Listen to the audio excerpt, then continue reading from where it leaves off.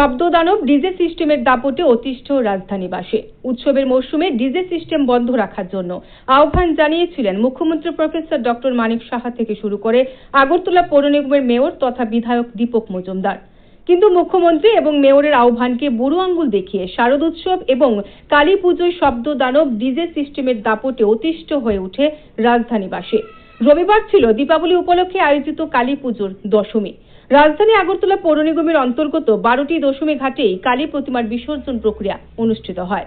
এই বিসর্জন প্রক্রিয়াতেও চলে ডিজে সিস্টেমের দাপট। রবিবার এর বিরুদ্ধে অভিযানে নামে পশ্চিম থানার পুলিশ। অভিযানে নেমে পুলিশ ডিজে সিস্টেম সহ একটি গাড়িকে আটক করে। রামনগরের একটি এলাকার শ্যামা পুজোর উদ্যোক্তারা দশমী পর্ব সেরে ফেরার পথে ডিজে সিস্টেমের বিকট শব্দে গান বাজিয়ে ফিরছিল। তখন পুলিশ অভিযান চালিয়ে ডিজে সিস্টেম সহ TR01A J1556 নম্বরের গাড়িটি আটক করে পশ্চিম থানায় নিয়ে আসে। সোমবার পশ্চিম থানার পুলিশ আধিকারিক পরিতোষ দাস এই সংবাদ জানান। তিনি জানান, হাইকোর্টের নির্দেশকে মান্যতা দিয়েই এই ধরনের অভিযান সংঘটিত করা হয়েছে।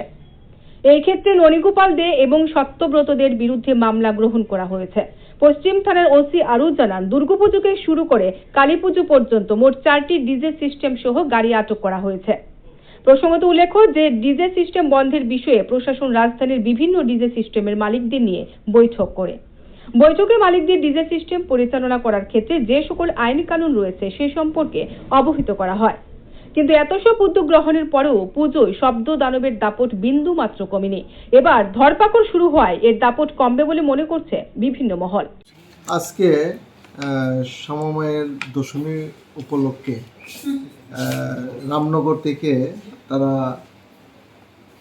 পূজা কমিটির লোক TR01 1556 একটি গাড়ি নিয়ে এবং সাউন্ড সিস্টেম নিয়ে তারা দশমী করে যখন ফিরছিল উচ্চ সাউন্ড দিয়ে তারা গাড়ি নিয়ে যাওয়ার সময় আমাদের কাছে একটা কমপ্লেন আসে। সঙ্গে সঙ্গে আমরা যাই, গিয়ে দেখি হাই সাউন্ড ছিল। তারপর আমরা এগুলিকে সিজ করি এবং যে গাড়ির মালিক, এই গাড়ির ড্রাইভার সঙ্গে আরেকজন ছিল যে পূজা কমিটির লোক সত্যব্রত দে এবং ননীগোপাল দে, তাদের দুজনের বিরুদ্ধে আমরা একটা মামলা নেই এবং যে সাউন্ড সিস্টেমগুলি আমরা সিজ করি। আগামীকাল আমরা তাদের বিরুদ্ধে একটা মামলা মাননীয় আদালতে প্রেরণ করব।